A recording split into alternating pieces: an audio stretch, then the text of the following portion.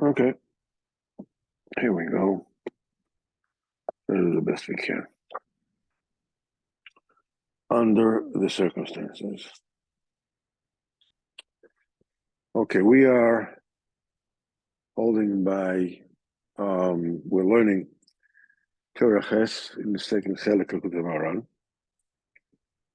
And I wanted to give a little bit of a background to how this Torah, what is this Torah and how it was given.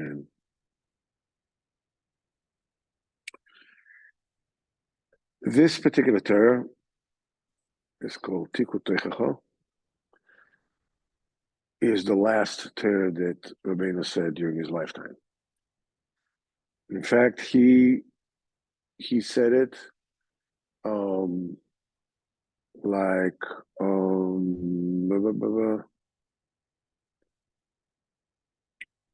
16, 19 days before he passed away. And this Torah is very long and very complex, built magnificently in Sukkah. So one would assume that this particular Torah is something that was said, in great Yishuv Adas, comfort, and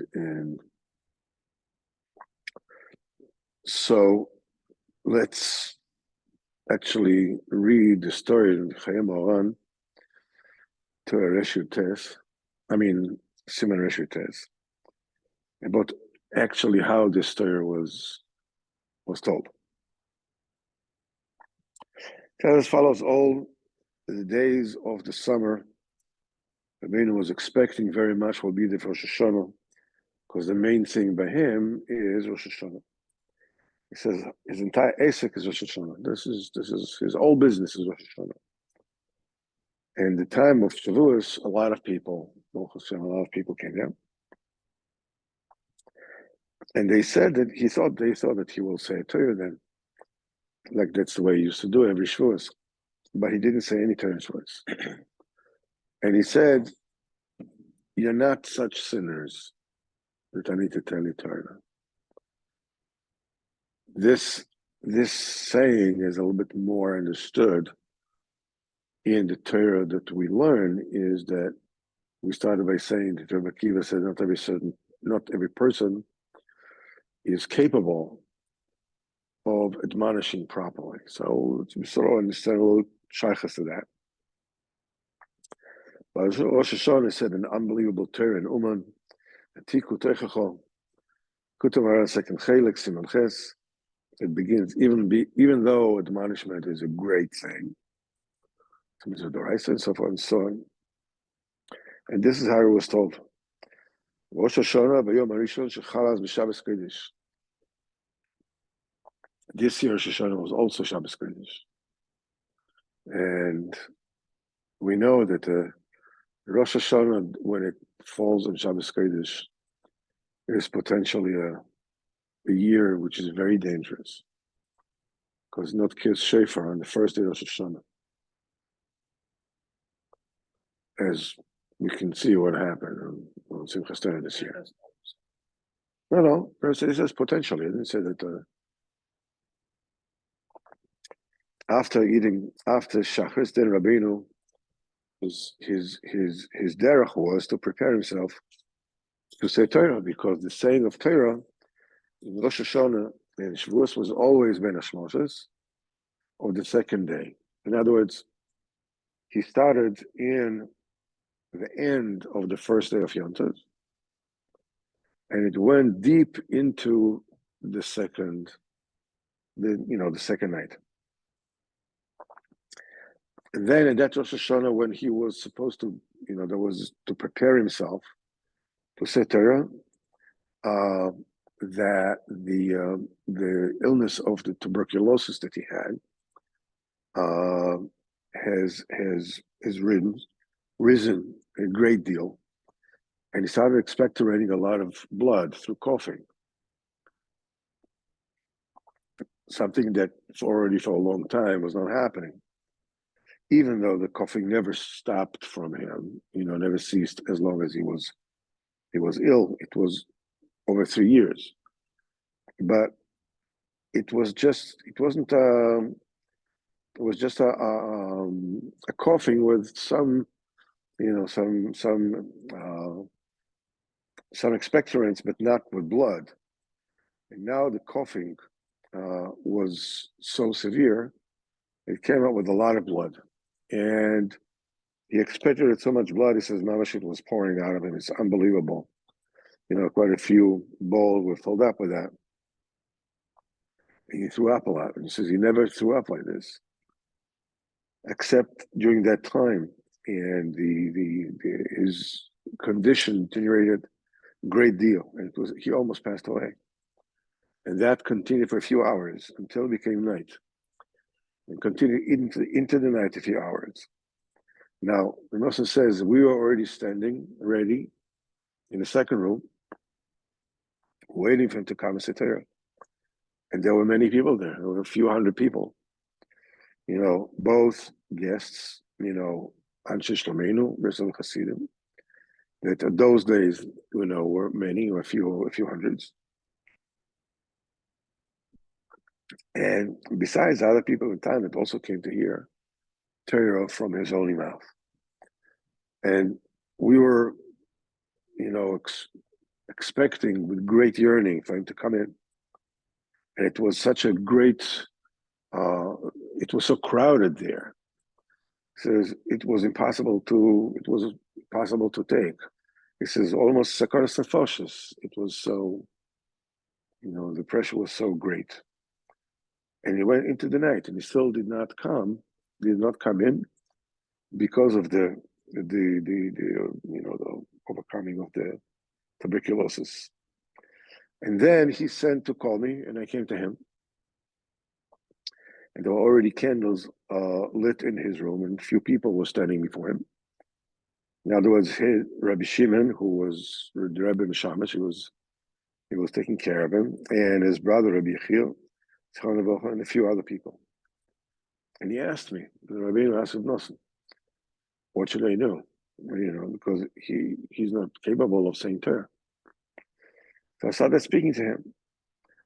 Wasn't it also when you came from Lemberg some time before, it was also unnatural that you'll be able to say Torah then? Because at that time, he was also very weak. But still you said, a lot of Torah in Rosh Hashana. And this is what Nosson told him.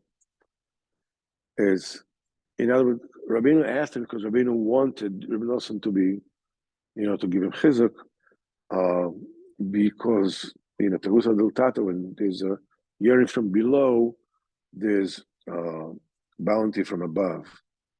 What says I still, and things like this, I spoke to him.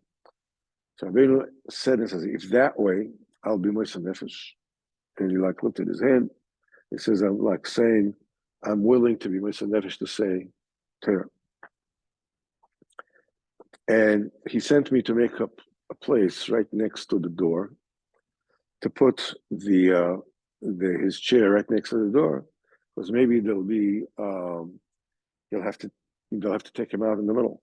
And this is what we did. And afterwards, he came in very, very weakly, and he got up and he sat on a high chair, which they made from his Torah, that where he was saying Torah, so people can hear him. So he was higher than the people. And he sat a little, and he said an unbelievable Torah, this unbelievable Torah, in a very low voice. This is when he started saying it wasn't al pi derech hateva. There was no way that he'll be able to finish, because he was hardly even be able to speak. In one word, he was so weak. How much more so to say such unbelievably high and great Torah? But Kodesh Baruch Hu, Hashem Baruch Hu, was helped, and Rabbeinu finished his Torah b'shleimus.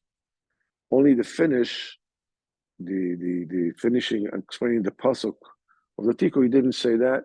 He said it after Yom Kippur. And it also says that it was unusual because, first of all, the crowding was unbelievable. And not only also the noise during saying the Torah was great because there were so many people there, it was not possible to shush everyone. Something that has never occurred before. Because whenever it is that they say Torah, everybody will be, you could hear a pin drop. Everybody was so silent. But then even though everybody was shushed and everybody was, they thought, still all the time, the noise arising because it was so crowded over there. And people just like, they couldn't take it. And a few people were mamish in danger. Some almost fainted, and they went outside. Afal Pichem, we were zoicha. Rabbeinu finished the entire Torah with great length. Fortunate is the eye that saw it all. So this particular Torah is the last Torah of Rabbeinu in this world. And when you learn this Torah, it's like, it sounds like so yeshivdik, so calm and collected, and it was said under these impossible conditions. So we were saying that the Torah is in the pasuk Tikku v'choshen shofar, but Keserim Chagenu speaks about Rosh Hashana, and the Perush Rabbeinu said at the end of the Torah after Yom Kippur. In this Torah, Rabbeinu says, even though admonishment is a really great thing, and everyone from Israel is obliged, is obligated, to admonish his friend and help him out. And Mesicha Balev told me, friends were created to tell each other the truth. This is what friends are for. So Rabbi Akiva said, even though, it says, should admonish your friend, it's a mitzvah. So we need to understand, what does it mean? Rabbeinu says it's a great thing. It's a mitzvah d'oraisa. What do you need to say? It's a great thing. So we need to understand that. Even though not every person is fit to admonish, as Rabbi Akiva said in his generation, that I wonder if anybody in our generation that is fit to actually give an admonishment to a friend. And Rabbeinu explained that why is that? It was a big deal. Tell her, yes, you're doing this and this is wrong, whatever.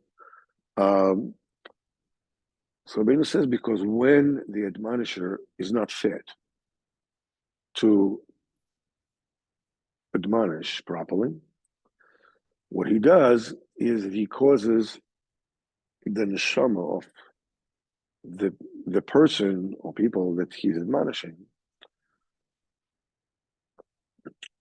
to feel a stench, a bad smell by themselves. Because averas have a bad smell spiritually. And Rabbeinu says that when something is unmoved, something has a bad smell, but it's unmoved, after a while, the smell is not so terrible. But if somebody comes and moves it, then the whole thing started, all over again. So when a person reminds another of the affairs that he did, like, why did you do this? So you do this, or whatever it is. So it causes the stench of the avera to rise up by the person he's saying it. And that causes the person to lose, to become weakened. And we'll explain later on what becomes weakened. Then the Shema becomes weaker. Because Chazal said, there's nothing in Maseches Brachos, yeah. Maseches Brachos, Chazal said, how do you know, Maseches Brachos speaks about the different kind of things. What brachos do you say about different things? So Chazal said, how do we know that a person should make a bracha on a good smell, something that smells good? So Chazal said, for it is said, Kol neshama ta'alel kol. Every neshama will praise Hashem. So Chazal says in Masechet Brachos says, what does it mean? What is a substance that the neshama enjoys, but the body doesn't? So I said that's the smell. The neshama enjoys the smell, but the body does not. I mean, it doesn't receive any sustenance from it. Well, it smells good, but the neshama doesn't get any sustenance from that. But so what happens is the neshama weakens, and not only that the admonisher, the improper admonishment, causes the people that he speaks to, to smell bad by themselves. Their neshama becomes weaker, and all the oiliness that depends on this neshama also, you don't get the shefa that's coming. Rebbe said that every neshama, depends what kind of neshama it is, has many different spiritual realms that depend on it. When we do a mitzvah, we make a bracha, whatever it is. So we know that we are doing ourselves a great favor. But besides that, we are also influencing the entire bria, the entire creation. Not only begashmis, but obviously ruchnis. So when a neshama becomes weaker, then the shefa, the bounty that comes to the neshamas that are associated with that neshama, they're also being, truncated, suffocated from the shefa. So so what kind of admonishment should it be? So Rabbeinu said it has to be the admonishment that Moshe Rabbeinu said to Am Yisrael after Chet HaEgel. What did he say? He told the people, you have sinned a great sin, a great and grave sin. No. So how come he didn't cause the people to be totally embarrassed and stick by themselves, whatever? It says Mefurish in Shir Shirim, until the king in his party, near the Nosan Reicha, the perfume actually gave a good smell. This is what's saying on the Ma'aseh Egel. It means Chazal said, Rashi says, Chazal said in the Gemara, in Sefer Shabbos, something that has a good smell, somebody does an Avera. So what should be said? Should be said, the perfume, the good smell went away. Over here, the pasuk says the other way around. Near the Nosan Reicha, the good smell came in. So when Moshe Rabbeinu admonished the people, he was capable not only not draining, causing them to be embarrassed and stink by themselves, but he actually made them feel better about themselves. Like when a child does something bad. So if you admonish him improperly, what did you do? This is forbidden. You're a bad boy. What does it do? It causes the child, to think on himself that he's a bad boy. He's embarrassed. What do you want from him afterwards? That he should be behaving properly. And the way he should be admonished is you tell him, what a tzaddik that you are, such a child that you are. I'm very, I wonder, how come somebody like you will do something like this? It's like it doesn't befit you. It's like below you to say something like this. I'm very surprised. Maybe you don't feel well, sir. So the admonishment actually makes the child feel better about himself. I'm actually a tzaddik. This thing that I did is not proper for me to do that because I'm better than that. So dafka, the fact that he's being admonished makes him feel better about himself. This is the Teichacha that Moshe Rabbeinu gave to Am Yisrael. But nevertheless, Moshe Rabbeinu did not mince with words. He didn't say, you know, such lovely people, such choshev people, no, it doesn't fit you. He went out and really belted it. He said, you know, he belted out. He says, you have, you know, you did a great sin. But still, the Techach Moshe Rabbeinu and Maaseh Egel actually put good smell in them. And that particular smell, we already said, what is the thing that the neshama enjoys and the body doesn't? That's the smell. So from here, that smell that we're talking about is called mezoino de nishmasa. It's the sustenance of the neshama. That's the food of the neshama. Because the main unique of the neshama is from the smell.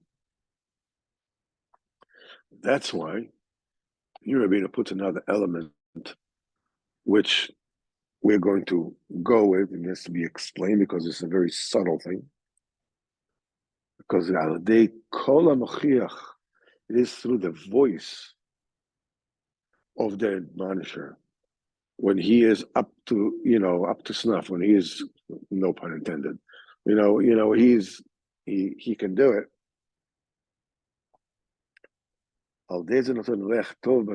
He's actually introducing a good smell in the neshamas, which is p'chinas mazona de nishmasa. That's the sustenance of the neshama.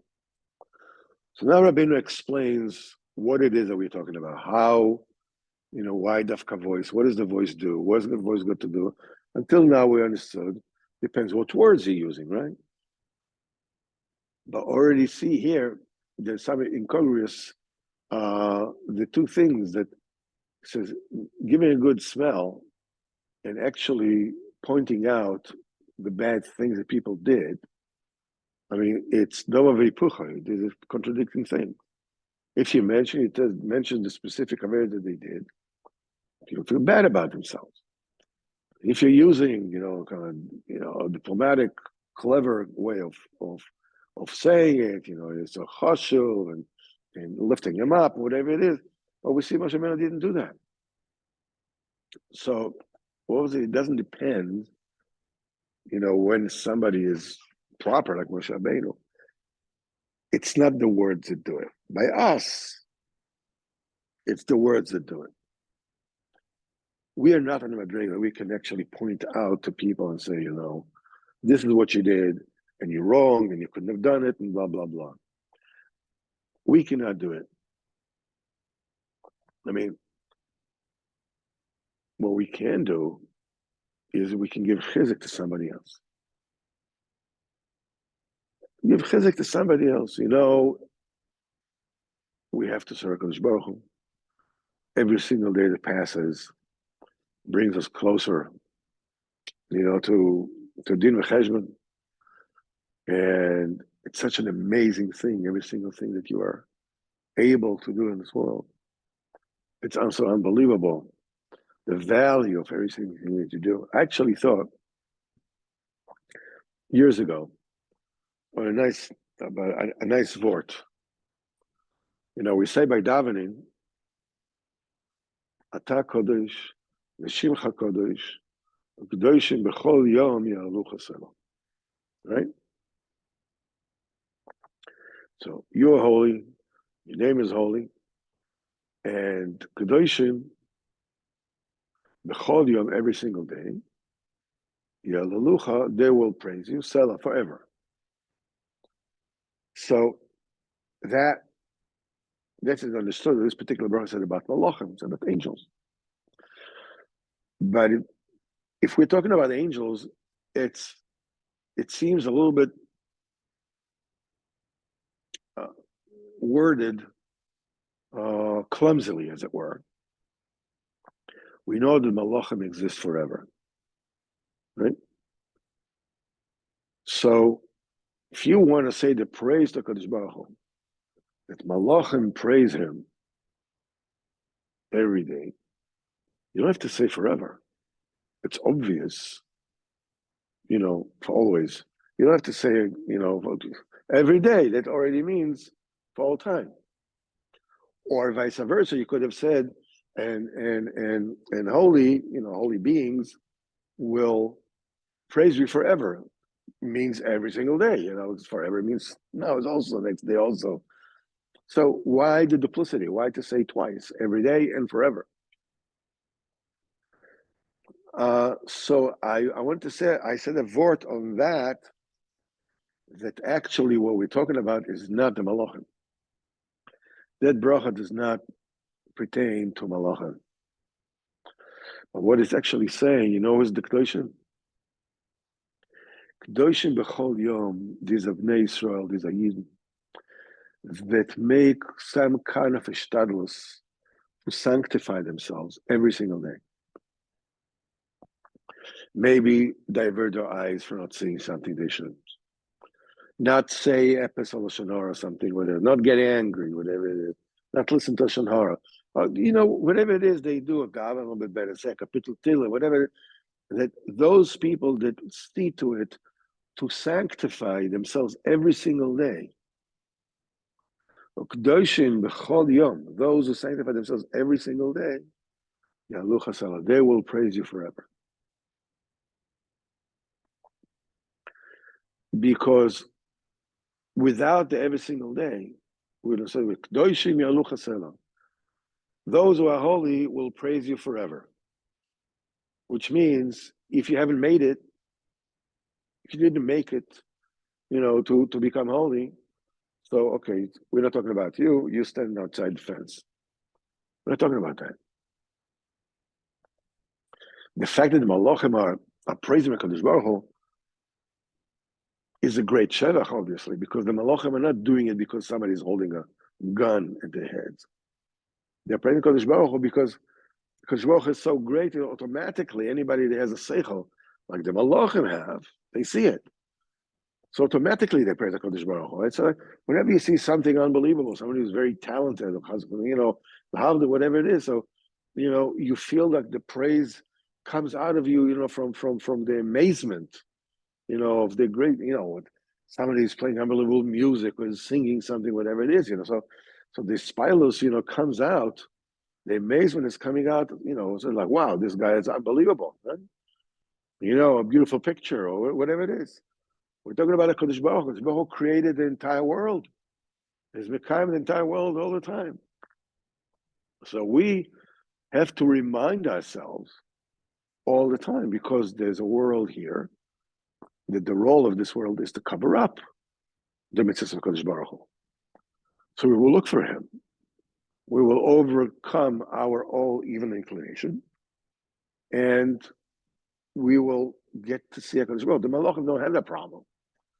They see HaKadosh Baruch Hu, much more clearly for us. Automatically they praise HaKadosh Baruch Hu.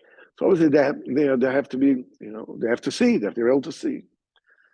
But so B'kol Yom means, according to the word that I said at least, B'kol Yom means those that do something every single day. Because in this world you don't see. And if you do it even though you don't see, and you keep on keeping on, you will praise HaKadosh Baruch Hu forever. It's a gavaldi chizuk.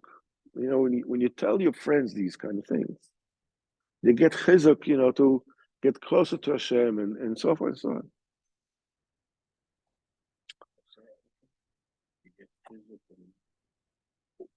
When you tell people things like that, I just said, that you give, if you have a kaddish of everything, you do something, even something little every single day, you will be praying HaKadosh Baruch Hu forever. I mean, it's like so you get, and then a person, when you give chizuk to a person like this, eventually he'll by himself think, but I did this or I did that, whatever. That's not really, it's not really befitting for me, to do something like that. Whatever it is, he'll already learn by himself. In other words, you're not going to embarrass him. But to actually put a finger and say, this is what you did, This you need to be a befitting Mashiach, a capable Mashiach, like Moshe Rabbeinu. That even though you're pointing out what the problem is, what the averos are, nevertheless, you'll put in great smell into the neshamas. So now Rabbeinu explains this thing. How does it work? Rabbeinu says, what's the thing about the Mashiach that is proper? It's the voice. Obviously, it's not the words, because Rabbeinu used very harsh words. Nevertheless, Chazal say that he gave good smell of them. So what is it about, what quality does the Mashiach already has, or needs to have, to be able, when he's admonishing, to actually increase the good smell of the neshamas, not take away? Rabbeinu explains, Yesh mezoin of the nishmasel. There is the sustenance, the food of the soul. Umezoin of the gufa, and there is the sustenance of the body. Now, it's obviously a must to keep the body as healthy as possible so you can serve HaKadosh Baruch Hu. That's the role of the body.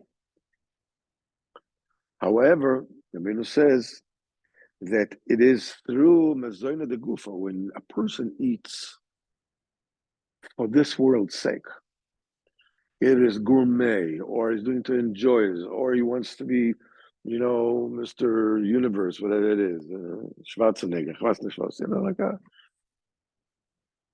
The Gufa, when a person eats in order, to benefit his body, his physical aspect, that weakens the sustenance of the soul.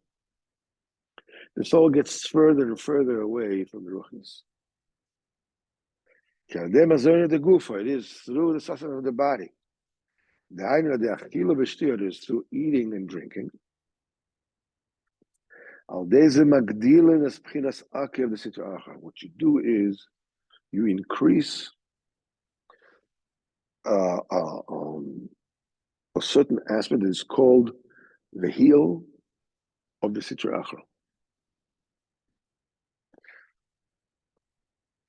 That's the side of the tumor.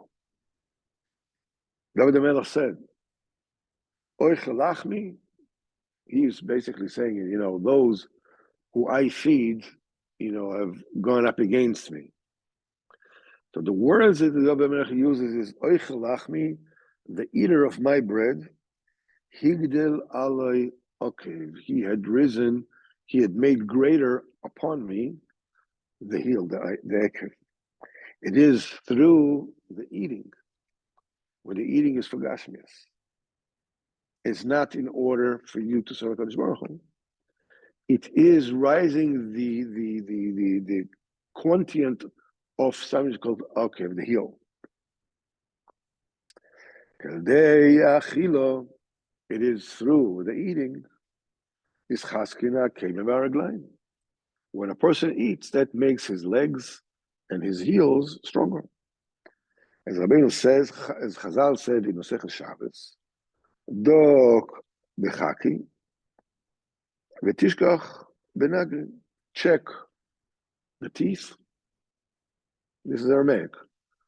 Check the teeth. You'll know what the condition of the legs are. In other words, you go buy a horse. You want to know how healthy his horse is? Check his mouth.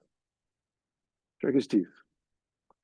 The teeth are fine, are good. You know that his legs are also strong. So he says, because when you eat a lot, you'll see the eating in your steps. In other words, you will become stronger. Actually, it's gadol chas v'sholom elkol sitra achra. Chas v'sholom, when that heel of sitra achra becomes greater, they want to say, what's it got to do with heel? What's it got to do with that? We'll soon find out. This weakens chas v'sholom okev the kedusha, the heel of kedusha. What is it? Okay, we have a heel sitracha, fine. Heel the kedusha, fine. But what is it? What does the heel have to do with anything? So obviously here we're talking about a mashal. We have another pasuk in Tehillim, in Mishnah, I'm sorry, that tells us what does the akev signifies here. It says, akev anova, the heel of anova, is Iris Hashem. The akev talks about the Iris Hashem. In other words, akev the Kedusha means how open you are, how cognizant you are, how aware you are of the Metzias HaKadosh Baruch Hu in the world. Akev Sitra Achra means exactly the opposite. It causes a person not to be aware, to be less aware. Well, when a person is less aware, that weakens his neshama.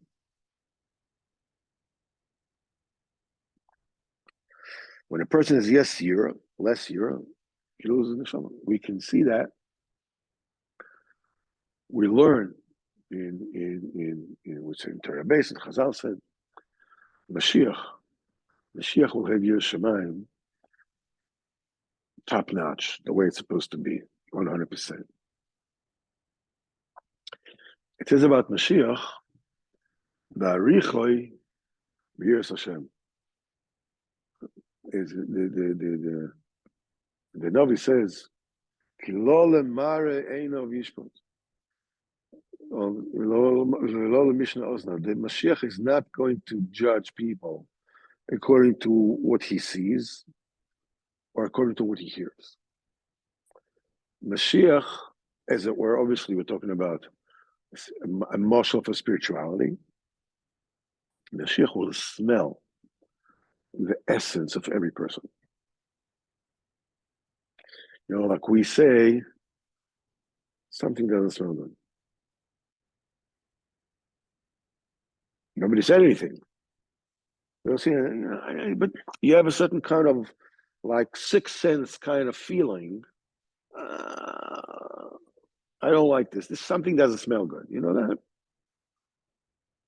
Mashiach will be able to see, because over here, when we're saying something doesn't smell good, what we're actually saying is, I'm able to discern beyond the surface, beyond what is easily evident. I'm able to see that inside something is wrong. You know, as far as it doesn't smell good to me, what do you do? Look, everything is okay. Yeah, but it's inside. Mashiach will be able, through his Yiras Shamayim, he'll be able to tell the inside essence of every single person. How is Yiras Shamayim is? He'll be able to give Toichacha to every single person the way he's supposed to receive it. So make him smell good by himself.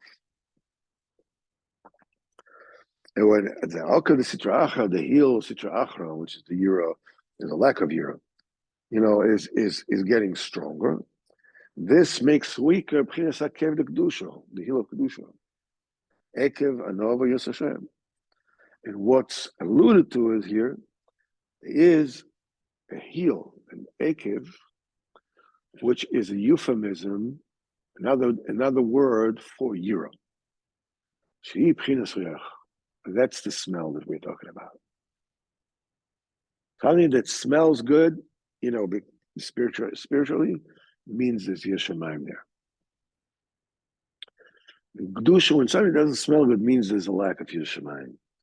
China says about Mashiach, V'arichoi b'Yiras Hashem. Mashiach will be able, well, in such a year, he'll be able to smell in a person, know exactly if he is chayav or if he is zakai, if he is Biur Akutim says that we will not be zocher, we cannot be zocher, b'shleimus, to do away with mazona de gufa, with the stuff of the food, the stuff of the food, until the future time Mashiach will come and fix us. But even today, a person Chochik, at least he needs to sanctify, to purify his eating. He says, look at halachas. It says as follows. And the principle is that through the food of the body, that weakens the food of the neshama. So Rebbe Nachman says, Likutey Moharan, if that's the case, how are we permitted to eat? How can we eat? Every time we eat, we're weakening the food of the soul. Because the food of the body, weakens the food of the soul. Chas v'shalom. It says, "I really Israel Kadoshim." When Am Yisrael sanctifies their eating, even the eating of their body, the physical eating that they eat, person eats in order to serve HaKadosh Baruch Hu, constitutes mezonah b'nishmas. Yes, you're physically feeding your body, but since you're doing it for your Shammai, it's actually considered to be mezonah b'nishmas, because they sanctify themselves while they eat so much. Kedusha Tahara, and you make brachas every single thing before and after, and that benching, if you say you are uttering the voice, is kol Yaakov. That's the call of the year. And with this, you push down the okav, the sitra achra. Then all the achila, all the eating of Am Yisrael, and all the drinking of Am Yisrael gets an aspect, a quality of mazonah b'nishmas, the food of the soul. And it says that, and in another place, the Rosh writes that the main eating of a Jew, of each Israeli, he has to see as much as he can that his eating will be as much as possible mazonah b'nishmas. It will have the quality of mazonah b'nishmas. Even when he's eating, that his eating won't be gluttonous, won't be, for physical reasons. That he will chas v'shalom be mechaven for the pleasure of his body. But all his eating will be in order to achieve the quality of mazonah b'nishmas. This is the bechina of mazonah b'nishmas.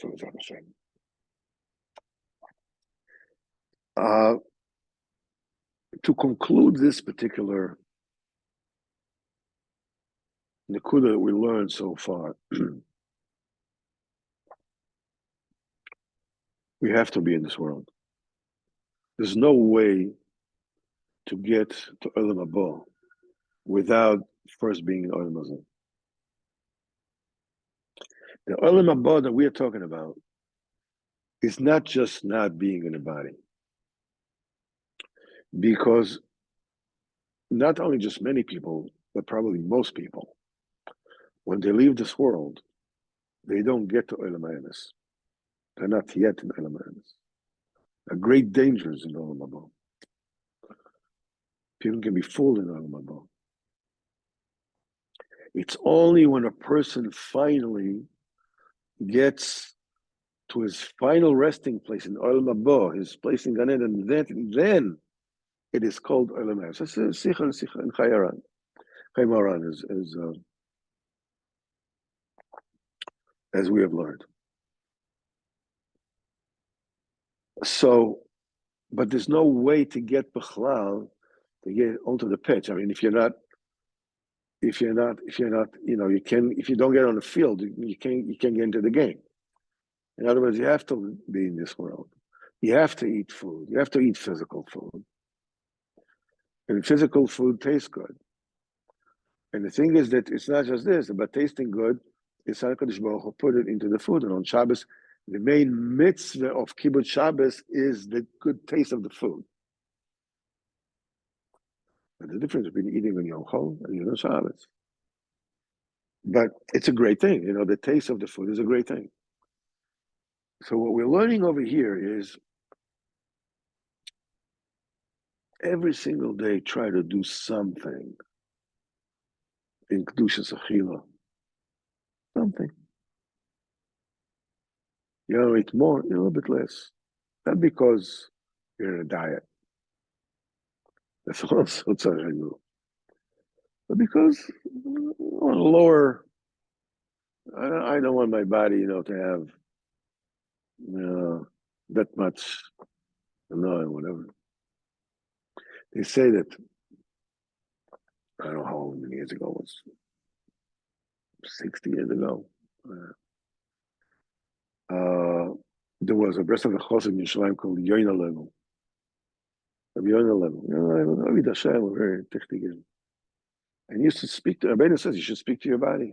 Speak to various area in your body and tell them, what's, it's so strong in your taivas, you should know what's going to come, whatever. But they said he had problems in getting to table in the mikveh that was very cold. A little finicky. He would tell us by listening. If you go in there and dunk into the cold water, I'll give you a piece of chocolate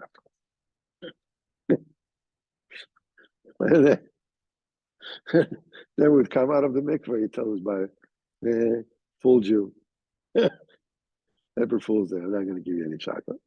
But he just have this kind of relationship. But whatever it is, the point is that do work on it. Be in the game of sanctifying your eating. A little, a lot, whatever it is, everything is added up to a great cheshbon. Everything, and when any nekuda, even a point of turning the mezonah de gufa, the sustenance of the body, into mezonah de nishmas, the sustenance of the neshama, is a huge thing in the Olam. It's a huge thing. Rebbe says in Sichas Haran that when a person removes himself an iota in this world, Gashmis, towards spirituality, towards ruchnis, in the upper worlds, he is like traveling light years. And he said that the muscle for this is like you see by a clock, that the hand of the clock is moving. If you look right next to the